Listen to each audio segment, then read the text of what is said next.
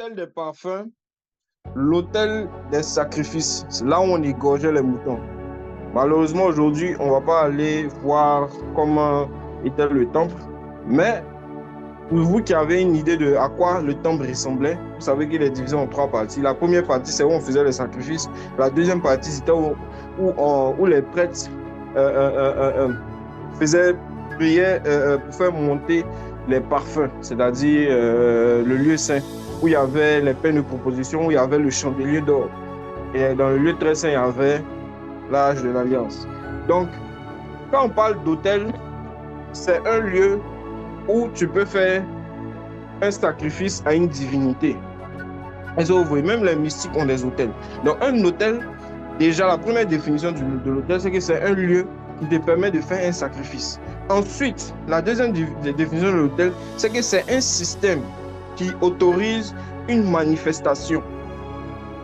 Je répète, il y a deux dimensions de l'autel. La première dimension de l'autel, la première définition de l'autel, c'est que l'autel est un espace, un système d'éléments que tu mets en place qui te permet de faire des sacrifices à une divinité. Mais en même temps, l'autel est aussi un lieu de manifestation des esprits. C'est-à-dire que au même moment que tu fais ton offrande, au même moment qu'il y a manifestation. Donc, l'autel, ça représente un système qui autorise un esprit de se manifester. Et dans la Bible, avant les autels, la manière dont les gens travaillaient avec les autels, comment ils faisaient, comment ils fonctionnaient, c'était simple. Les autels, on prenait des pierres et on faisait des sacrifices dessus, ou on mettait de l'huile dessus. Tu devais poser ce qu'on appelle une action prophétique. C'est-à-dire, tu devais faire comme si tu rentrais en contact avec un Dieu. Le Dieu, par exemple, qui t'a béni. Et automatiquement, parce que tu fais ça, ce lieu-là devient un lieu de rencontre ou un témoignage.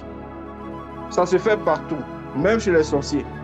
Donc, si par exemple, avant, Dieu t'a béni, tu es arrivé dans un lieu, on suppose que tu es arrivé dans une ville, et puis Dieu t'a béni. Tu peux prendre une pierre de la ville, une grosse pierre de la ville, tu prends de l'huile, tu verses dessus, et tu dis, oh Seigneur, le Dieu qui a créé les cieux et la terre, je te remercie parce que en ce lieu, j'ai été béni. Ça devient un autel. Si tu fais des sacrifices dans ce lieu, c'est que si tu fais une prière dans ce lieu et tu as posé une action comme ça devient un autel, automatiquement. Ou bien, si tu as égorgé un mouton et tu as offert à une divinité, que ce soit Dieu ou que ce soit d'autres dieux, c'est un autel qui permet aux esprits de se manifester, mais qui permet en même temps au sacrifice de monter vers Dieu. C'est seulement dans les autels que les sacrifices rentrent physiquement dans le monde spirituel. C'est-à-dire que sur un autel, lorsque tu es en train de brûler un animal pour une divinité, ce parfum, pour ne pas dire cette fumée-là, a la capacité de rentrer dans le monde des esprits. On voit ça dans la Bible. Dieu dit, j'en ai assez du sang des bœufs. Il dit, j'en ai assez de vos sacrifices. Il était fatigué, ça venait dans ses narines chaque jour. Il était fatigué. Il dit, il toussait.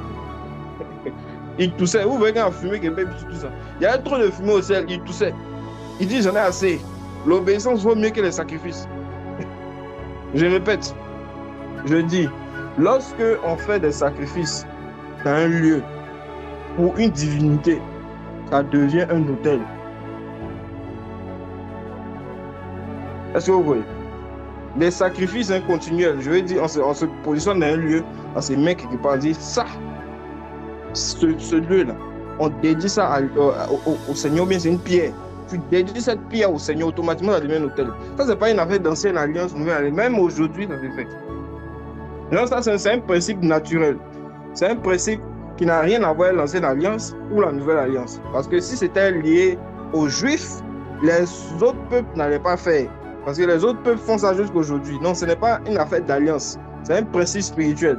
Si tu prends quelque chose dans le monde physique et tu dédies ça à une divinité dans le monde spirituel, cette chose devient un autel. Si elle est entretenue avec certains éléments, comme le sang. Parce que le sang a une... Je vous ai expliqué qu'est-ce que le sang était. Ah non, on n'avait pas encore parlé de ça. Le sang est représente l'âme. Il est en même temps physique et spirituel. La Bible dit que nous avons été pardonnés par le sang de Christ.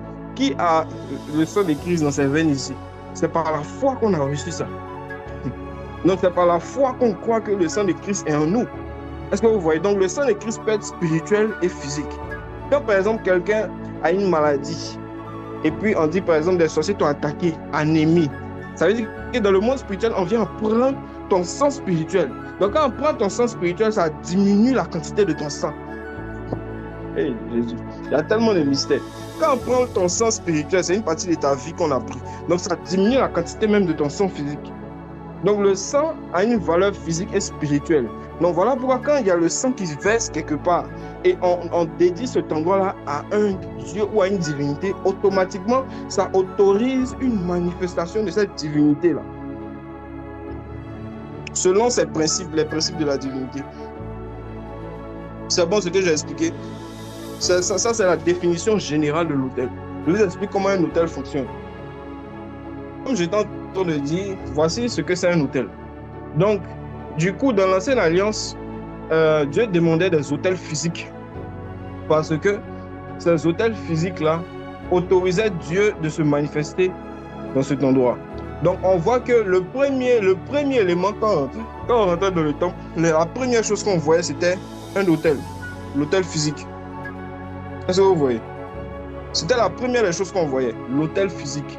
Ensuite, l'autel physique, sur cet autel-là, il était composé de plusieurs choses. Il fallait qu'il y ait du feu. Il y a plusieurs types d'autels et on en arrive. Les autels où tu dois offrir des sacrifices doivent être faits avec du feu. Est-ce que vous voyez? Il y a d'autres types d'hôtels, il y a d'autres hôtels où tu n'as pas besoin de feu. Ça, c'est certains hôtels mystiques et tout. Il n'y a pas besoin de feu, mais ça dépend du type d'hôtel. Les hôtels qui demandent une offrande, qui doit aller dans le monde spirituel pour validation, en fonction de ce que tu cherches, il y a des spécificités. Et l'hôtel que Dieu demandait, il y avait du feu. Il fallait qu'il y ait du feu. Parce que l'holocauste, ne pas dire le sacrifice, allait brûler. Est-ce que vous voyez? Donc, à chaque fois qu'il y avait autel, il fallait qu'il y ait le feu. Donc, l'autel était quoi? C'était un peu comme un set-up de plusieurs pierres qu'on mettait. Et on mettait le feu au milieu, la braise, et on mettait maintenant l'offrande, une grille, et puis l'offrande dessus. Un peu comme quand tu es chez les gars qui vendent choukouya, là. Mais celui qui fait porc braisé, pour ceux qui sont à Yopougon. Donc, quand tu vas chez les choukouyaman, souvenez-vous que c'est un autel, c'est un fourneau. C'est-à-dire que il y a une grille, il y a la viande qui est dessus, et en bas de la viande, il y a la braise.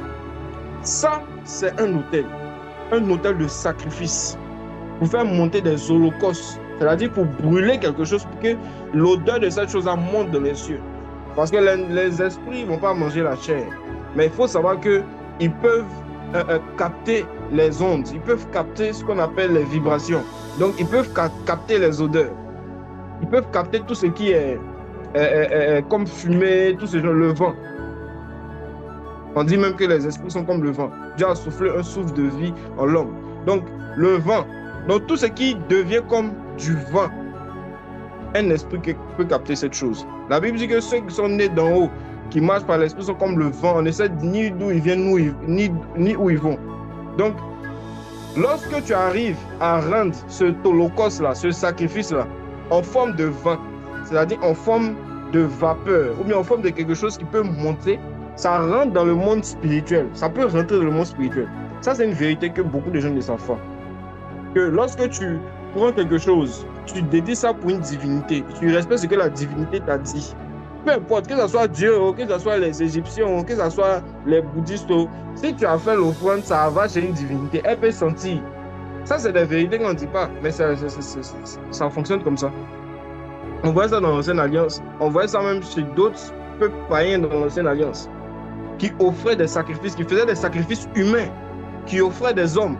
Et quand les narines de ces dieux-là, ils sentaient la nourriture, quand ça vient comme ça sous forme de truc, ils arrivent en même temps à poser l'action.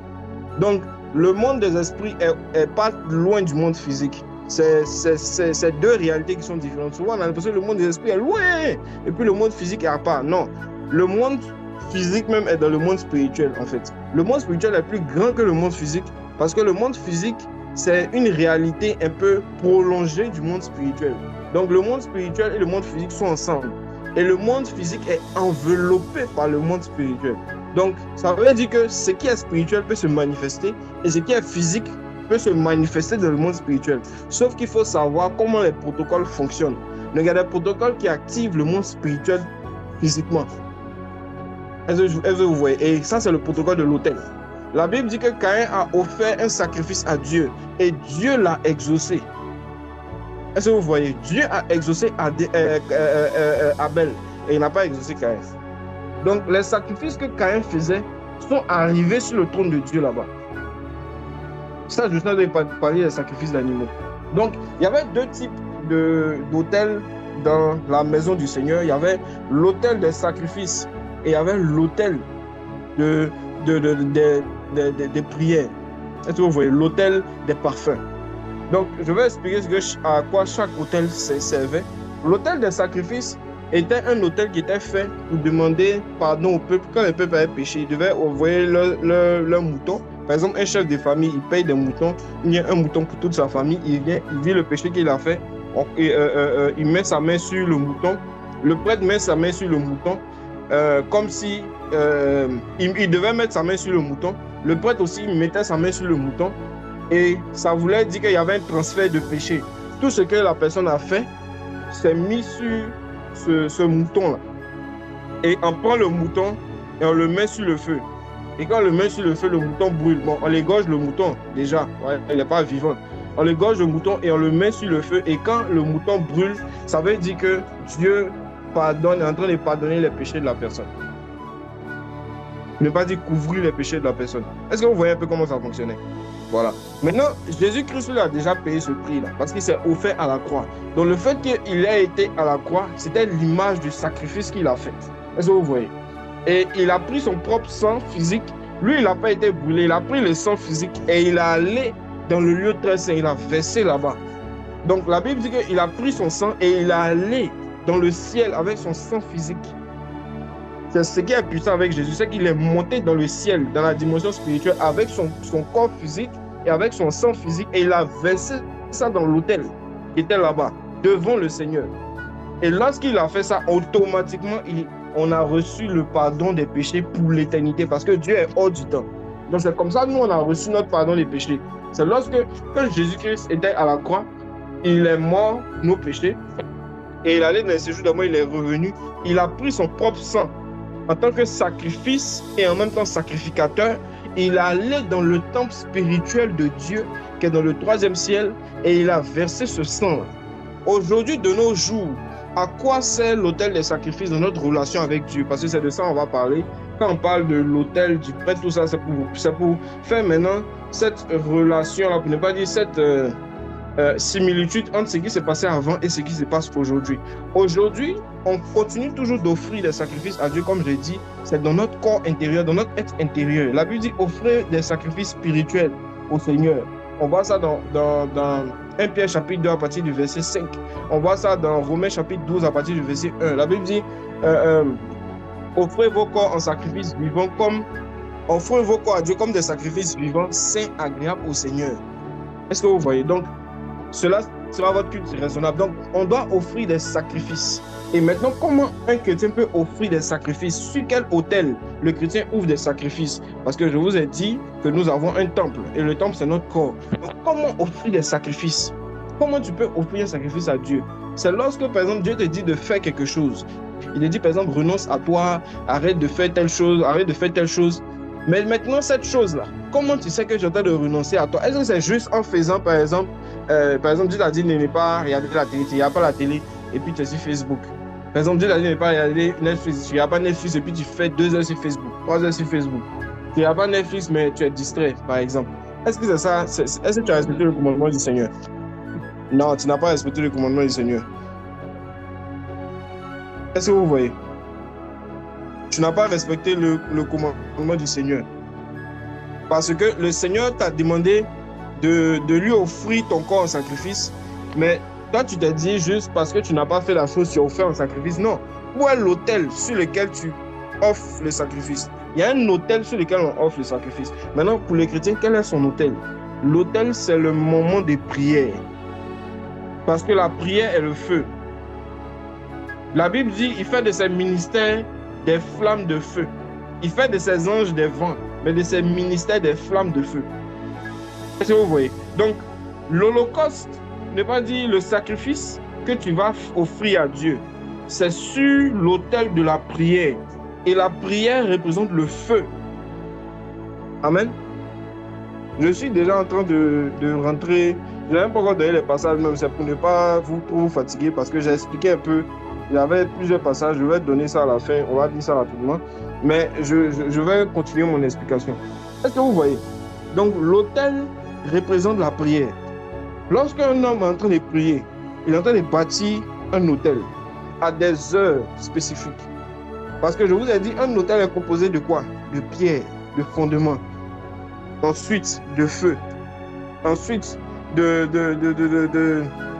Ouais, c'est ça qui fait l'autel. Est-ce que vous voyez?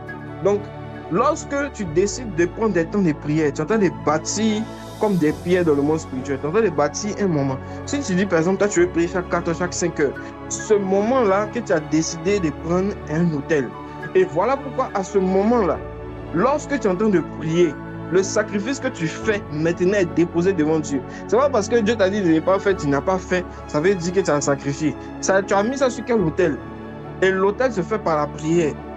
Donc, c'est pas parce que il y a beaucoup de personnes, par exemple, Dieu leur dit de ne pas faire telle chose, ils ne font pas telle chose, et il n'y a aucun autel. Elles sont dessus. S'il n'y a pas d'autel, tu n'as pas en train d'offrir des sacrifices. C'est comme si on envoie les moutons. Le peuple envoie les moutons sont là, il n'y a pas d'autel. Et puis on dit, ah, on a envoyé les moutons. Dieu ne peut pas prendre les moutons là. Ça ne lui dit rien. Est-ce que vous voyez? Donc, Dieu peut te dire de renoncer à toi.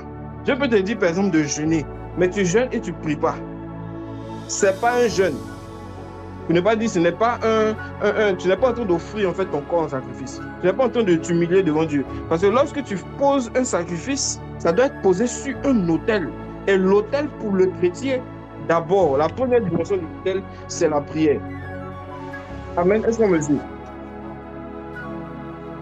Yes. Donc la première dimension d'autel dans la vie du chrétien, c'est la prière.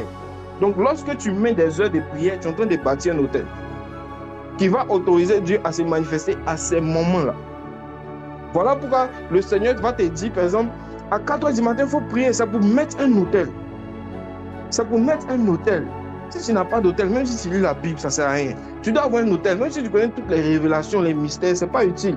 Parce que l'autel, c'est lui qui va approuver le sacrifice que tu es en train de faire. L'autel, c'est lui qui va approuver tout ce que tu es en train de faire, tout ce que Dieu t'a demandé de faire. C'est lui qui va autoriser ça à se manifester. Donc, l'autel est un système d'autorisation pour la manifestation. S'il n'y a pas d'autel, il n'y a pas de manifestation, tu n'offres aucun sacrifice. Et si tu n'offres aucun sacrifice, tu n'as pas renoncé à toi. Voilà pourquoi l'un des premiers sacrifices qu'il faut faire, c'est bâtir l'autel. Avant de chercher les moutons, il faut bâtir l'autel. Et l'autel se bâtit aujourd'hui dans nos vies avec quoi? Avec le fait de s'organiser. Organise déjà ton temps de prière. Tu es en train de mettre un autel. Ensuite, lorsque tu organises ton temps de prière, toi-même tu es organisé dans ton esprit. Tu sais qu'à telle heure tu dois prier. Quand tu sais qu'à telle heure tu dois prier, c'est comme si tu as mis la fondation de l'autel. Ensuite, lorsque tu démarres la prière, c'est le feu. Le feu est activé. Donc, tu vas démarrer le feu. Vous devez savoir qu'avant qu'on offre les sacrifices d'animaux, on devait faire chauffer l'autel. L'autel devait être chauffé. On ne va pas prendre un animal et puis on le dépose sur l'autel comme ça. Et puis maintenant, on commence à chauffer l'autel. Ce n'était pas comme ça. On chauffe l'autel et puis on met maintenant les sacrifices dessus. Parce que si ton autel ne brûle pas, ça ne peut pas monter. Si ça ne peut pas monter, tu ne peux pas t'exaucer. Donc, Caïn, lui, il est allé offrir des pommes de terre à Dieu. Bon, bref, on va parler de ça un autre jour. Pommes de terre, ça donne quelle fumée? Pommes de terre. C'est-à-dire, il a pris les fruits de la terre. C'est quelle fumée même il a envoyé en haut. Ça ne monte même pas. Alors que quand il braise mouton, ça va loin. C'est la vérité. Donc la qualité de ce que tu mets sur l'autel est aussi liée à la dimension du feu que tu as, ça c'est un. Et aussi lié aussi à la qualité du produit. Il veut que Dieu mange fast food. Dieu ne mange pas fast food. Comme pomme de terre, patates, d'aller offrir à locaux, pas locaux à Dieu. Ok. Donc, est-ce que vous voyez? Donc, la dimension de l'offrande est liée aussi à la qualité de l'offrande, mais aussi au feu. Parce que le feu, c'est l'intensité de la prière. Donc, voilà pourquoi il est important de bâtir une vie de prière. Donc, la première dimension où Dieu t'attend, le premier type d'autel, c'est l'autel de prière. Ça, c'est la première des choses. Donc, l'autel, c'est l'autel plutôt. L'autel des sacrifices qui représente un temps que tu prends pour prier par rapport à quelque chose. Donc, quand tu viens, si tu as bâti déjà ton autel, ton heure de prière, quand tu viens maintenant dans ton heure de prière, tu pries maintenant par rapport à un sujet. Tu pries maintenant par rapport à quelque chose. Dieu t'a dit, renonce à toi par rapport à quelque chose. Tu viens offrir ça à Dieu pour dire, Seigneur, j'ai décidé de renoncer à moi concernant ces choses. Aide-moi, soutiens-moi. Voilà ce que j'ai commencé à faire. Seigneur, que ta main soit avec moi. Pendant que tu es en train de parler de ces choses, tu offres cette chose à Dieu. Tu es en train d'offrir encore. Donc, se priver de la chose, ce n'est pas simple. Ce n'est pas ça seulement. Vous voyez pourquoi souvent même dans nos vies, dans ta vie, tu vas penser que tu as arrêté quelque chose, mais c'est comme si tu n'as pas arrêté. C'est parce qu'en fait, on n'a pas offert ça sur l'autel de prière. On dit juste, on veut arrêter, mais on ne prend pas le temps de prière. Et puis, on parle du sujet. Ce que vous dites, c'est profond. Ce sont des mystères. Quelqu'un qui fait ça, c'est quelqu'un qui vient devant l'autel et il respecte son autel. Il y a quelque chose qui se passe en lui. C'est que Dieu va commencer à exaucer. L'exaucement est le signe que tu es sur l'autel. L'approbation est le signe que tu es sur l'autel. Amen. Et la visitation angélique est le signe que ton autel est en train de travailler. Parce que les anges ne se manifestent pas bêtement. Les anges, même s'ils sont autour de toi chaque jour, c'est à l'heure de l'autel qu'ils viennent. Parce que c'est le seul moment où vraiment le monde spirituel et le monde physique sont en train de faire un. Donc lorsque tu prends des temps de prière, lorsqu'il y a des temps de prière organisés par le groupe où tu es, c'est-à-dire for Jesus, on fait au moment de prière, il faut être là. Parce que les anges qui doivent te permettre de rentrer dans ta destinée sont aussi là. Souvent on dort à ce moment. On se dit non, c'est pas important. Tes temps de prière, toi seul, c'est bien. Mais les temps de prière de groupe sont encore mieux. Parce que lorsque tu as les temps de prière de groupe, qu'est-ce qui se passe? Les anges qui sont normalement liés au groupe viennent avec des messages et ton problème peut être réglé. On a vu ça. On va prendre Luc chapitre 1. Ok, Luc 1, verset 10. Toute la multitude du peuple était dehors en prière à l'heure du parfum. Alors, un ange du Seigneur apparut à Zacharie et se tint debout à droite de l'autel des parfums. Et qu'est-ce qu'il a dit à Zacharie? Qu'est-ce qu'il a dit? Zacharie fut troublé en le voyant et la frayeur s'empara de lui. Mais l'ange lui dit, ne crains point Zacharie, car ta prière a été exaucée. Ta femme Élisabeth aura un fils et tu lui donneras le nom de Jean. Ok, amen. Et comment on fait pour savoir que ta prière est exaucée? C'est quand tu es à côté de l'autel. Parce que l'ange ne va pas aller te chercher chez toi à la maison. Sa prière était exaucée, mais ce n'est pas dans sa maison, il est allé le chercher. Il est en train de dormir. Lui dit ta prière est exaucée. Il fallait qu'il soit à l'autel. Ça veut dire que maintenant, dans toi, ta consécration avec Dieu, si tu restes couché, si tu fais tes trucs, pendant qu'il y a le moment de prière, ton exaucement ne va pas être communiqué. Est-ce que vous comprenez? Lorsque l'ange a libéré la parole, c'est là le bébé est apparu dans le ventre de la fille, de la dame. Est-ce que vous savez que c'est comme ça que ça fonctionne? L'ange vient voir Marie et puis il dit, l'homme du Dieu va te couvrir. Automatiquement, elle fut enceinte. Quand les anges apparaissent pour te donner une parole, ça veut dire que le moment où la parole était lâchée, le miracle s'accomplit. Sur place.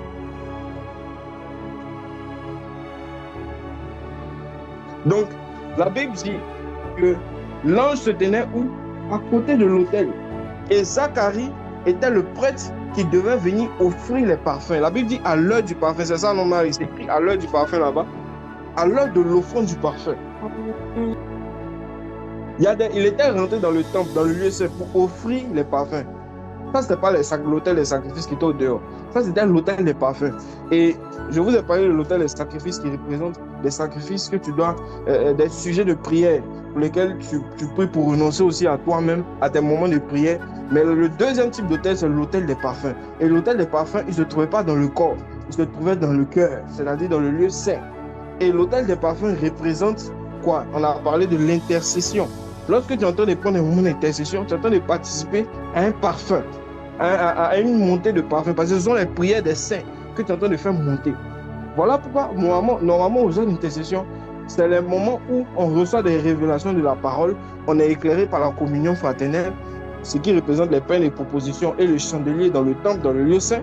Et en même temps, il y a l'autel des parfums qui représente l'endroit où Dieu écoute les prières. Ce n'est pas lié maintenant les prières qui sont liées à ta chair, au renoncement à toi. Ça, c'est des prières que tu es en train de faire pour des gens, pour toi-même, des exaucements que tu veux voir s'accomplir. Est-ce que vous voyez?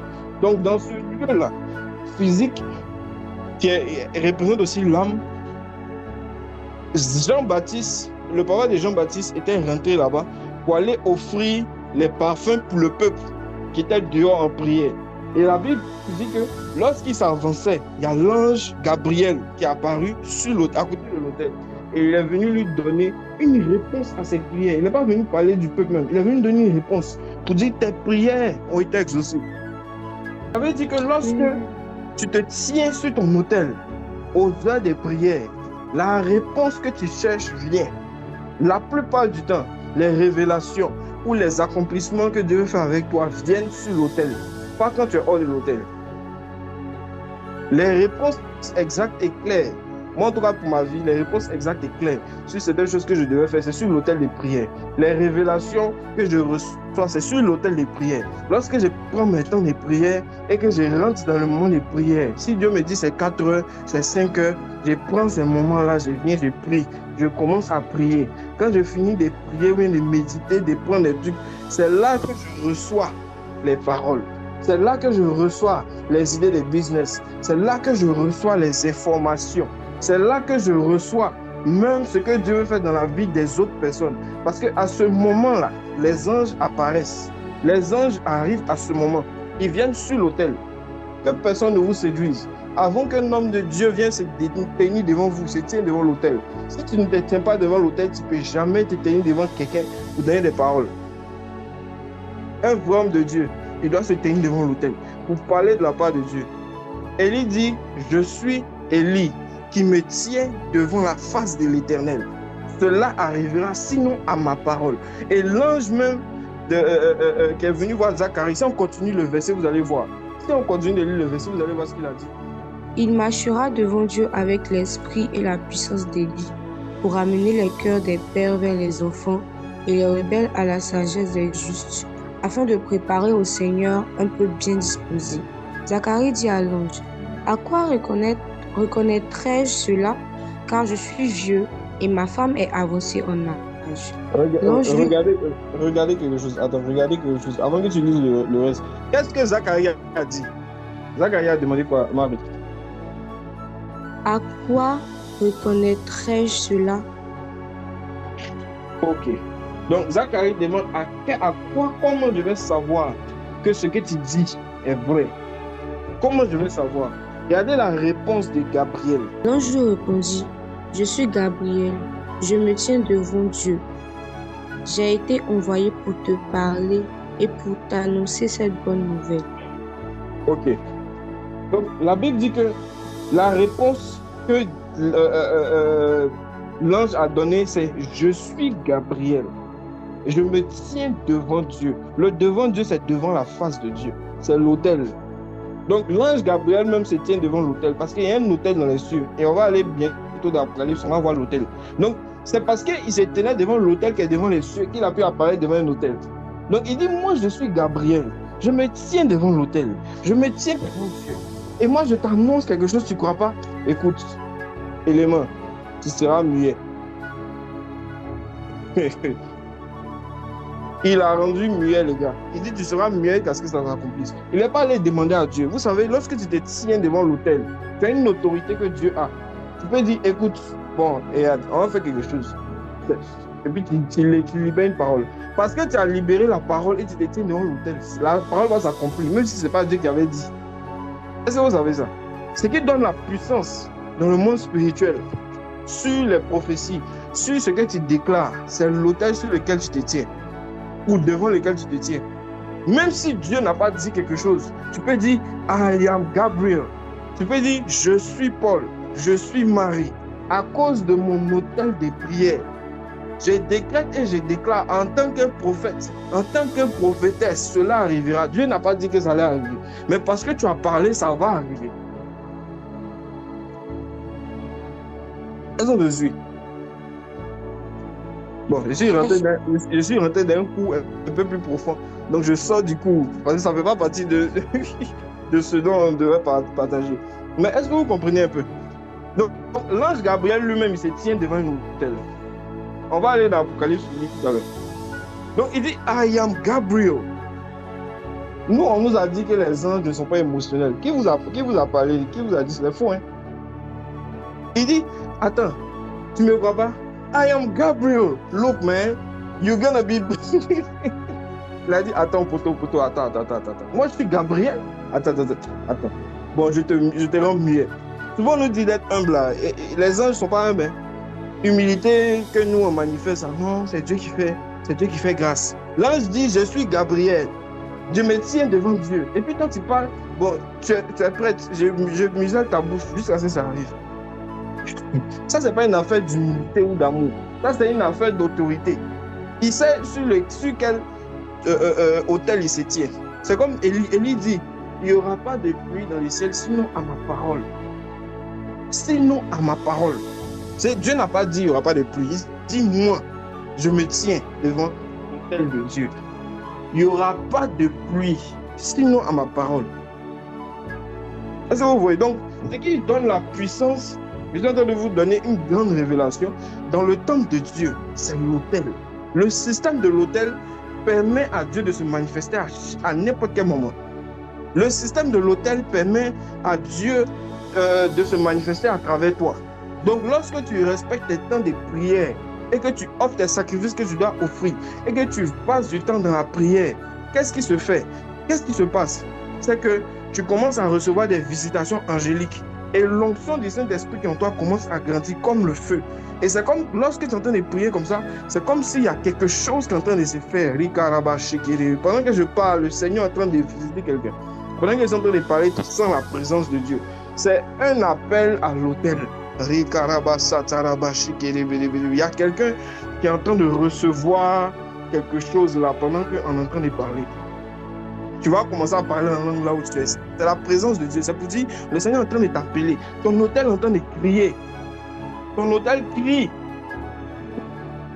Ton autel est en train de crier ton nom. Parce que le Seigneur dit que c'est le moment.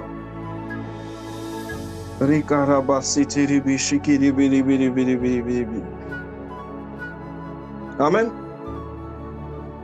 Amen.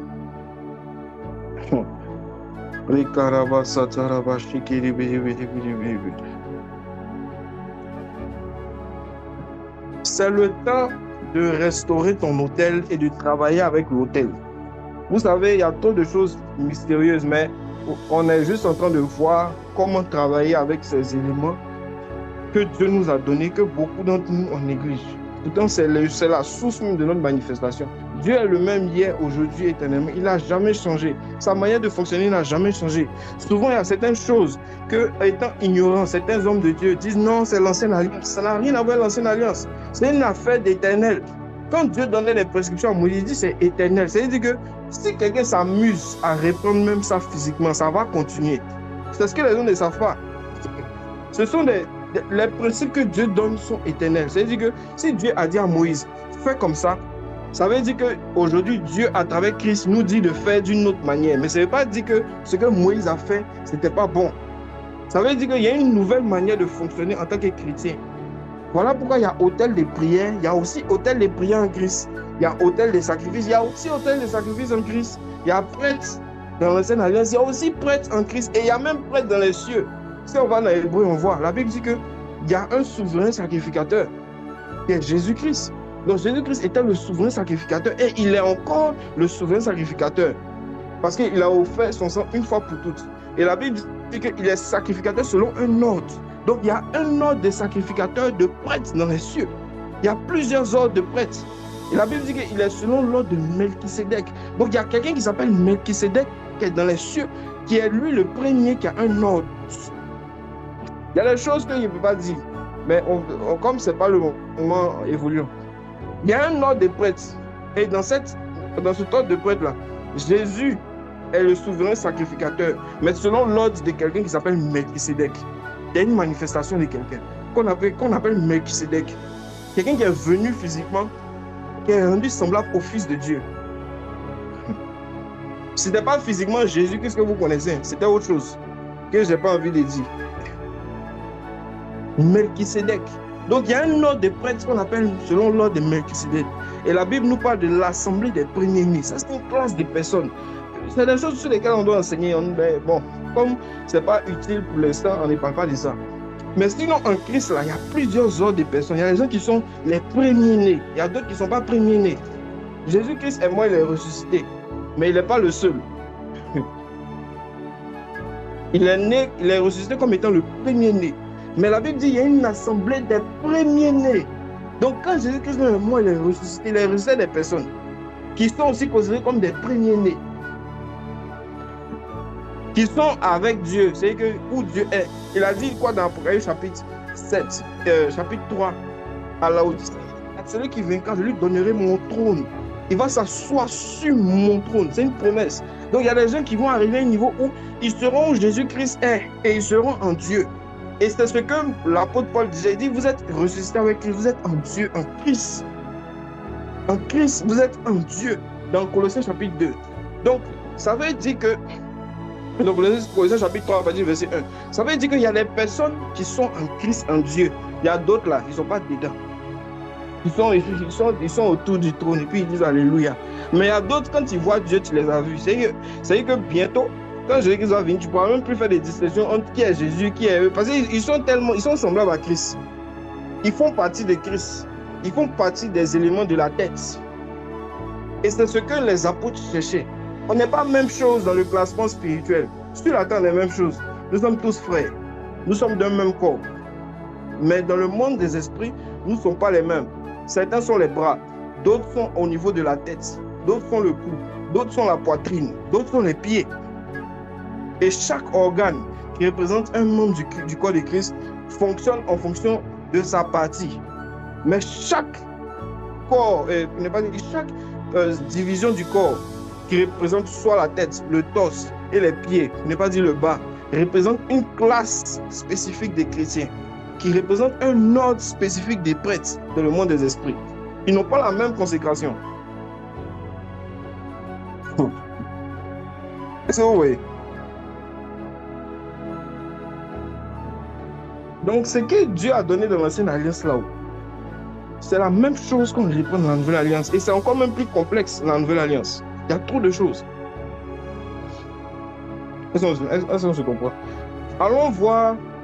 Encore, on est toujours sur l'autel des prières, l'autel des sacrifices. Donc, on a vu que dans notre corps nous-mêmes, parce que nous sommes aussi le temple de Dieu, on offre des autels, on dispose un autel lorsqu'on décide de prendre un temps de prière. Donc, prendre un temps de prière, c'est créer un autel.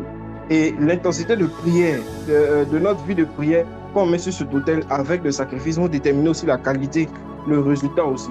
Donc, un autre élément, c'est qu'on voit qu'il y a des anges qui se tiennent à côté des autels. Ça veut dire que pour que tu puisses recevoir un message du Seigneur, il y a des choses, je vais vous dire en vérité, le Saint-Esprit ne va pas te dire. Excusez-moi, il y a des choses que le Saint-Esprit ne va pas dire. C'est comme ça. Le Saint-Esprit est un roi. La Bible dit, il vous enseignera toutes choses. Mais il vous enseignera toutes choses, ça ne veut pas dire qu'il va vous parler chaque jour, ou bien à chaque instant. Quand Dieu te dit, par exemple, jeûne, prie, fais telle chose, prends le temps de prière, il ne va pas te dire directement. Mais en fait, il y a des anges à qui il a déjà donné des solutions à tes problèmes. Parce que dans le royaume des cieux, Dieu est assis sur le trône. Et il y a des voix qui sortent du trône. Il donne des messages pour plusieurs personnes. Et c'est les anges qui quittent le ciel pour venir sur la terre. Mais nous, aujourd'hui, on a Dieu qui est en nous, qui est dans notre esprit. Donc, comment ça fonctionne? Dieu continue de toujours nous donner des messages. Mais à certaines informations, il fonctionne toujours aussi comme au ciel. C'est-à-dire qu'il donne ça à des anges. Il peut nous donner ça directement, mais il ne donne pas directement. Il donne ça à ses serviteurs, les anges. Et ces anges viennent nous communiquer ça sur l'autel. Donc, il y a des choses qu'il va demander à Dieu. Tu vas te dire, ah, Dieu va me parler. Dieu ne va rien te dire que lorsque tu vas rentrer dans l'hôtel, à un hôtel, tu vas venir te connecter à un hôtel, à l'hôtel des prières des 4 heures. C'est là que tu reçois la réponse. Quand tu entends des prières, ou bien quelqu'un entend de partager la parole, tu reçois la réponse. Parce que ta réponse à ton exaucement, ou bien à ta prière, est liée à un hôtel. Est-ce qu'on me suit? Ta prière et ta vie de consécration, les réponses que Dieu doit donner dans ta vie sont liées à un hôtel. Il n'y a pas d'hôtel, il n'y a pas de réponse. Voilà pourquoi souvent ils disent, j'ai prié. Les gens ils disent, même qui sont dans le monde, ils disent, non, moi j'ai prié, mais je ne vois pas. Tu vas voir quoi? Il n'y a aucun hôtel, rien. Donc le premier type d'hôtel, c'est déjà ta relation avec Dieu, c'est-à-dire ta vie d'hôtel, ta vie de prière que tu mets en place. Ça, ce sont déjà des hôtels. Donc maintenant, en fonction du sujet que tu donnes, je suis soit à l'hôtel des parfums pour intercession, soit à l'hôtel des sacrifices, pour demander à Dieu de renoncer, parce que tu veux renoncer encore à toi pour évoluer avec lui. Est-ce que vous voyez? Et c'est lorsque tu te tiens dans cette vie-là que des anges peuvent venir te parler. Je vous explique les principes. Et c'est lorsque tu te tiens dans cette disposition que tu reçois des informations qui ne sont même pas forcément liées à toi. Parce que lorsque le sacrificateur rentre dans le temple, un ange peut venir te donner des informations sur quelqu'un. Tu peux recevoir des visions pendant que tu es sur l'autel des prières. Et c'est lorsque tu reçois des visions, même si la plupart, moi, en tout cas, des visions que je reçois. Je ne parle pas de lorsque souvent on prophétise, parce que j'ai l'esprit de prophète. En tant que prophète, je peux naviguer pour voir. Je peux demander au Seigneur, Seigneur, qu'est-ce qui se passe? Dieu va me donner certaines informations. Et puis après, c'est moi qui navigue. Je suis en train de chercher. Mais il y a des fois où je suis en train de parler, je dis à quelqu'un, comme si, voilà ce que Dieu veut faire. Ça, c'est, j'ai reçu. Et ça va arriver et c'est exact, parce que c'est ça. Parce que pendant que je suis en train de prier, sur l'autel, le Seigneur me dit, il y a telle personne qui a besoin de tel problème. Il y a telle personne, il y a telle personne, il y a tel problème, tel problème. Est-ce que tu vois? Ça, c'est un ange qui vient te dire. Donc, c'est obligé d'arriver.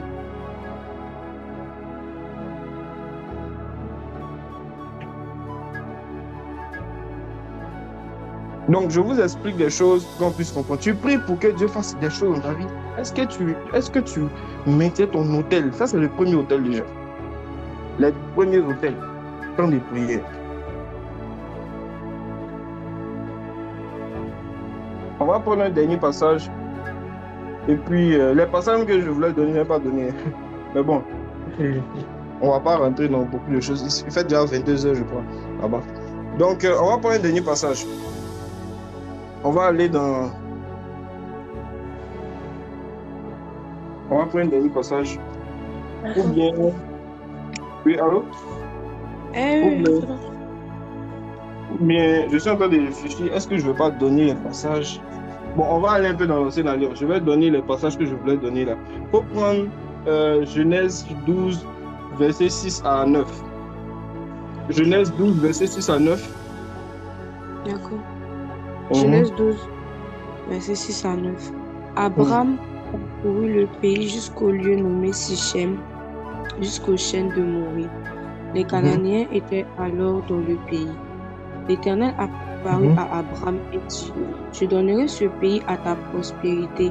Et Abraham bâtit là un autel à l'Éternel qui lui était apparu.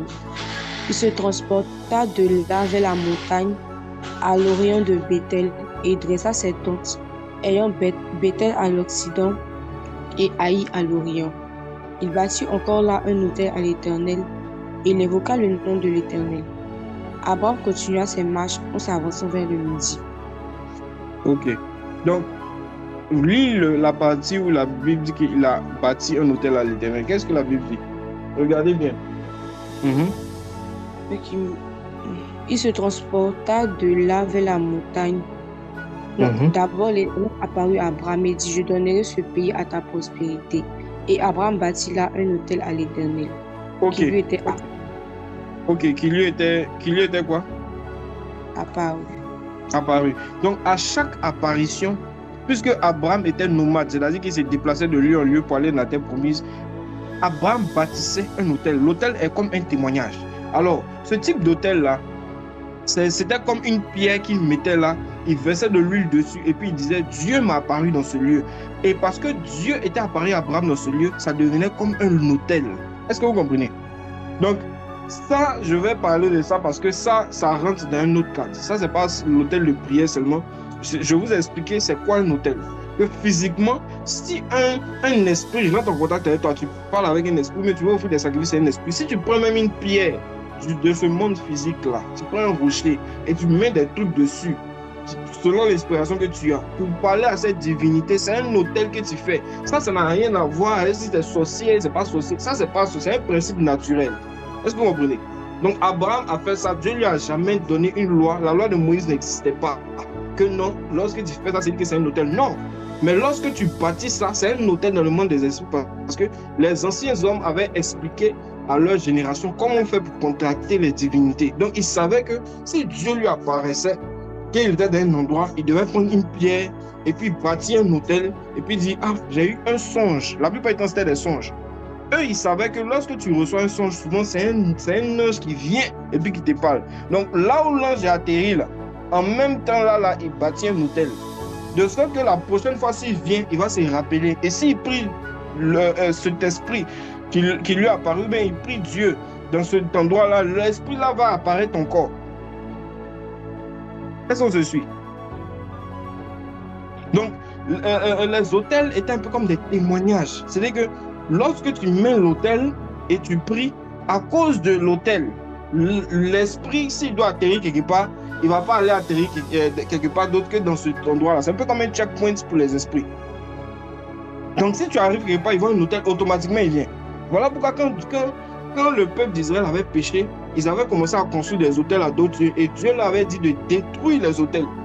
Et quand même ils devaient rentrer dans la terre promise, qui est devenue Israël, vous allez voir qu'ils ont détruit les autels des autres dieux. Parce que les autels des autres dieux autorisaient ces démons-là de se manifester dans cet endroit.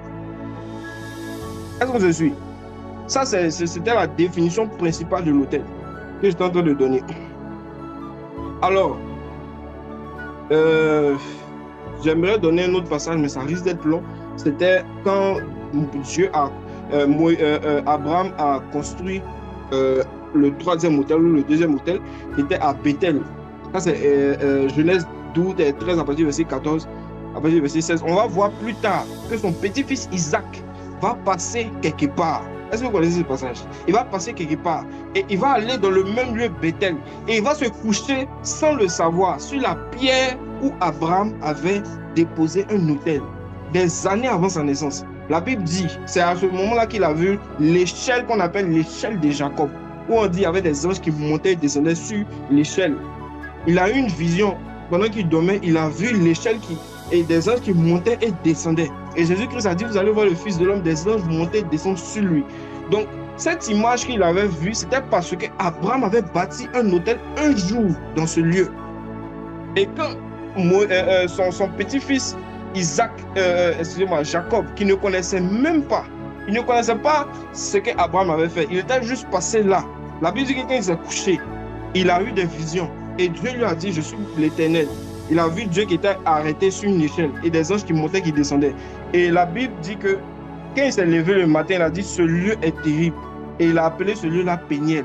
C'est comme ça qu'on a entendu parler de Péniel. Péniel. Tu vois, ce lieu est terrible. Il y a Dieu ici, je ne savais pas. Dieu était ici, je ne savais pas qu'il était là.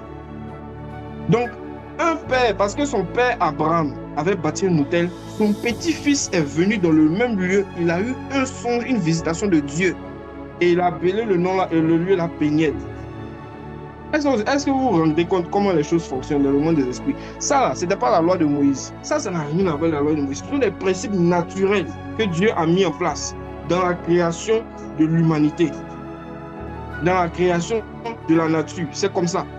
Donc l'autel, c'est quelque chose qui permet à un esprit de se manifester. Dès que tu touches à ça en même temps, c'est que ce n'est pas parce que tu as don, ce n'est pas parce que tu as la puissance, ça se manifeste.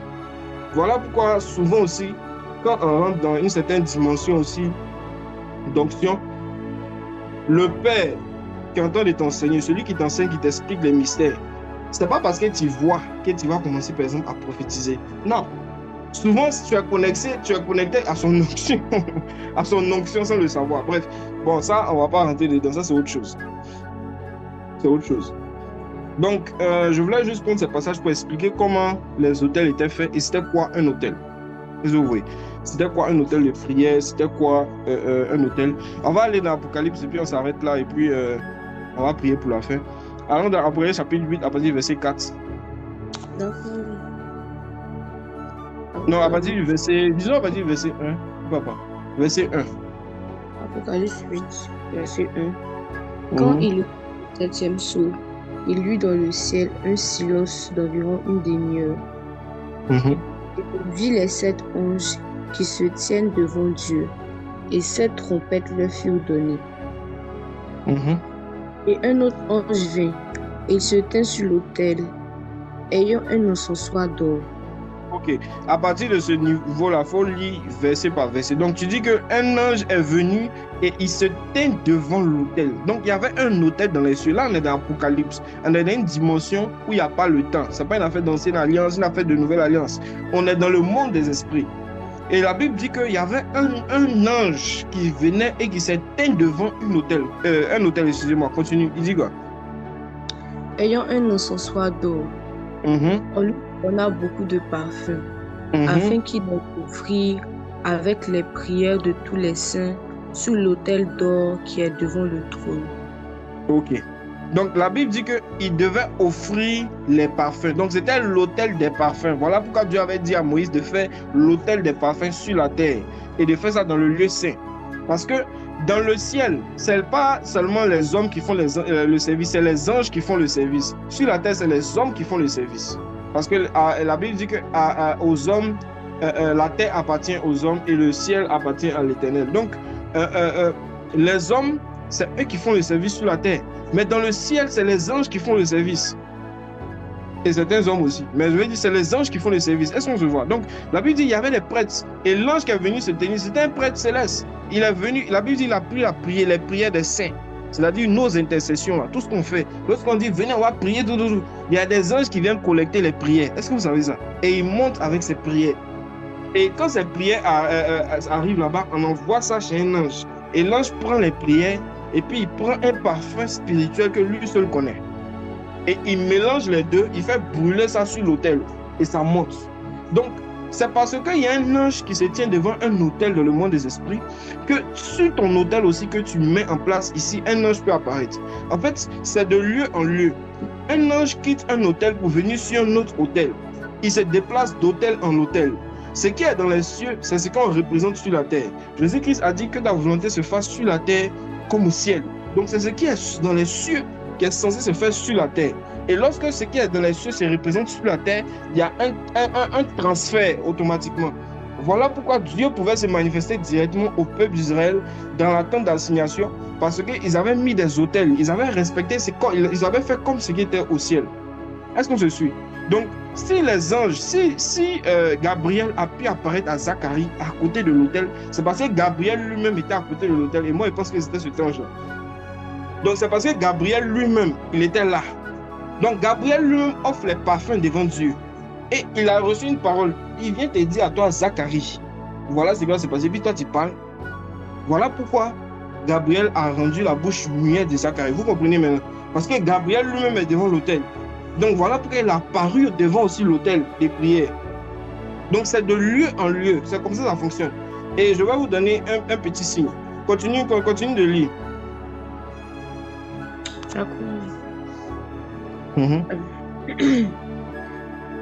Afin qu'il les offrit avec les prières de tous les saints sur l'autel d'or qui est devant le trône.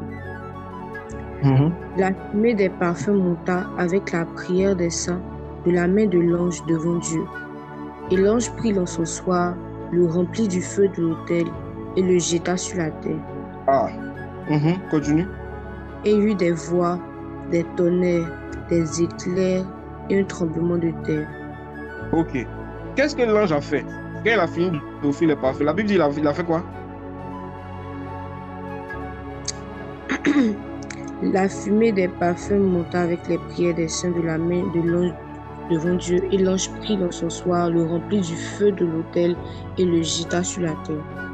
David dit, il a pris le feu qui était sur l'autel et il l'a jeté sur la terre. Vous comprenez pourquoi Élie a fait l'autel et le feu est descendu du ciel.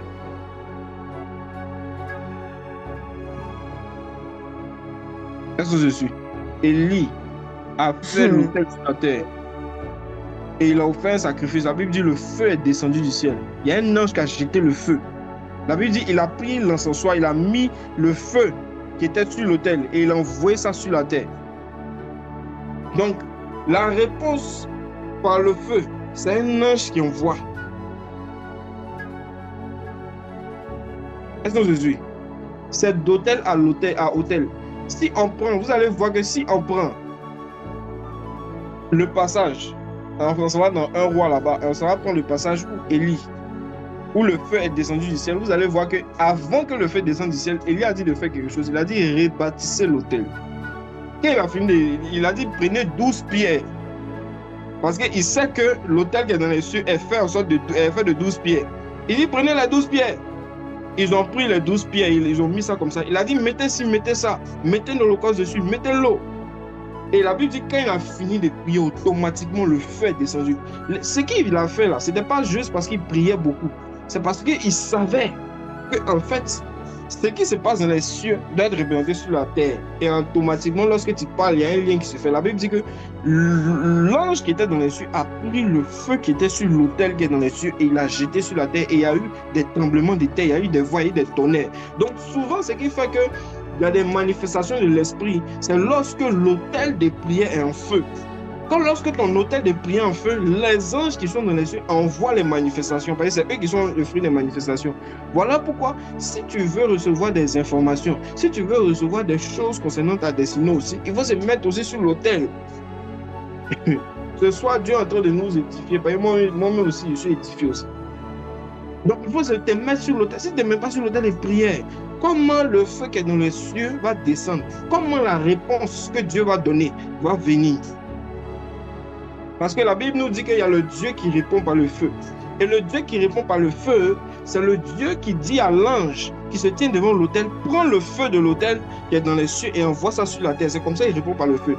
À votre avis, comment Abed, Meshach et Abed-Nego ont pu être libérés de la fournaise ardente? Ils étaient dans le feu. Dans la Bible dit qu'il y avait un quatrième homme qui était semblable à un fils des dieux, qui était là et qui a calmé le feu. Comment? C'était qui? C'était un esprit, c'était un ange qui a quitté un hôtel et qui est venu sur un autre hôtel.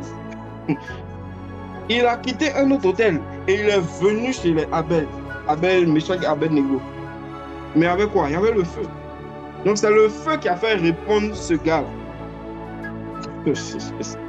Ah, que Dieu nous éclaire, que Dieu nous éclaire, que Dieu nous éclaire. Que Dieu nous éclaire. Que Dieu nous éclaire. Amen. Donc c'est le feu qui appelle le feu. Et c'est parce qu'il y a un autel que tu mets dans ta vie, concernant un autel rigide de prière, qui va activer la manifestation angélique. Et cette manifestation angélique, elle va se faire naturellement. C'est-à-dire qu'elle va se faire naturellement. Il y a des fois, tu n'auras même pas besoin de parler par rapport à ça. Ça se fait en même temps. Dès que tu penses, ça se fait. Tu te dis, mais c'est quoi? C'est à cause de l'autel. Parce que l'autel est en feu. Et quand l'autel qui est sur la terre est en train de brûler, il y a quelque chose qui se passe aussi dans les lieux célestes. Lorsque les prières des saints sont en train de monter, la Bible dit, il y a un ange qui envoie la réponse. Il prend le feu de l'autel. C'est un signe pour montrer que Dieu a entendu les prières et il envoie. Et la Bible dit que quand il envoie, il jette le feu sur la terre. Il y a des signes. Donc, les signes que Dieu va te donner, là, ce sont des manières de dire qu'il a répondu à ta prière. Et c'est ce genre de signes que Caïn n'a pas vu dans son offrande. Il a su que Dieu ne l'avait pas agréé parce qu'il n'y avait pas de signes. Alors que quand Abel a offert son holocauste, il y avait des signes. Donc, il a compris que Dieu n'a pas eu égard à lui et à son offrande. C'est comme ça que Caïn s'est fâché parce qu'il n'a pas vu les signes que Abel avait reçus. À chaque fois qu'il y a offrande, normalement dans les cieux, il y a un signe, il y a des signes qui montrent que Dieu agrée. Parce qu'il y a un ange qui envoie les signes. Voilà pourquoi si tu ne te tiens pas sur ton autel de prière, tu ne pourras pas savoir les réponses. Et voilà pourquoi quand Gabriel qui se tient devant Dieu et qui se tient devant l'autel de prière, parce que l'autel qui était là était devant Dieu. Donc l'autel est aussi devant le Seigneur. Donc Gabriel qui se tient devant cet autel-là, il est apparu aussi dans le temple où avait l'autel. Et la Bible dit qu'il était à côté. Et c'est quand Zacharie est venu, il est venu lui parler parce qu'il a quitté un lieu pour aller dans un autre lieu. Donc, c'est pas comme s'il a voyagé, il s'est juste transporté d'un lieu à un autre lieu. Vous voyez, c'est comme quand tu ouvres la maison, la porte de ta maison, tu mets tes pieds, tu es dehors. Si tu mets tes pieds dedans, tu es derrière la maison. C'est comme ça. Donc, il était derrière dans les cieux, il a fait juste un pas, il a apparu sur la terre. Est-ce que vous voyez? Et il a commencé maintenant à échanger avec Zacharie. Donc, il dit, moi je suis Zacharie, c'est moi, je suis Gabriel. Moi je me tiens devant Dieu. J'ai la réponse. Je viens te donner ça, tu dis que, il dit, ok, bon, je vais te rendre muet. Ça c'est les signes. Voilà pourquoi je dis que c'est les anges qui donnent les signes. Le Saint-Esprit est en toi, mais les signes vont toujours venir par les anges. La plupart du temps, c'est comme ça fonctionne. Même si le Saint-Esprit est en toi, c'est toute la plénitude de Dieu en toi. Il va toujours fonctionner avec des anges. Les anges sont, si vous voulez, ceux qui font le service spirituel. Ceux qui sont censés accomplir la parole de Dieu, ils font partie aussi de la divinité. Donc, si Dieu parle, les anges se mettent en action. Ce n'est pas Dieu lui-même qui va venir. Tout ce que Dieu fait, c'est à travers des anges. Les anges sont comme la manifestation de sa main étendue, de sa puissance. Est-ce que vous voyez? Donc, voilà pourquoi lorsque tu te tiens devant un autel, si tu es en train de prier, tu sens des présences bizarres. C'est parce qu'il y a un ange qui est là. Et tu peux avoir peur parce que tu te dis, c'est quoi ça? Je sens comme si on souffle sur moi, on passe à côté des frissons. Ce n'est pas des démons.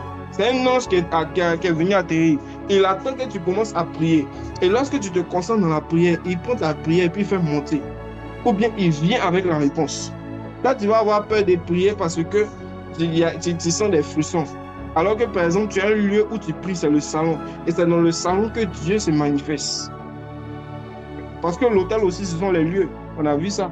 On a vu Bethel, on a vu Sichem, tout ça. Ce sont des lieux. Donc, l'autel, tu pries quelque part.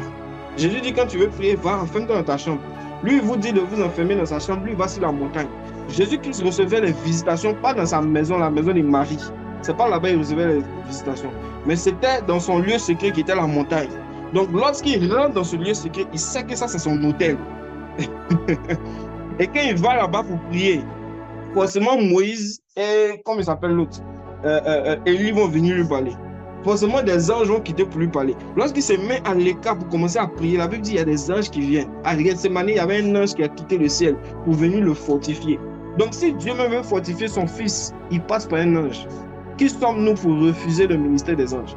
Si Jésus-Christ est fortifié, même pas par le Père, par un ange, Jésus-Christ qui est le Tout-Puissant, c'est un ange qui vient lui donner la force, qu'elle est dans un corps humain. Ça veut dire que nous aussi, il y a des anges qui doivent venir nous parler. Lorsqu'on commence à mettre notre autel de prière. Amen. C'est la fin. Amen. Amen. Oh.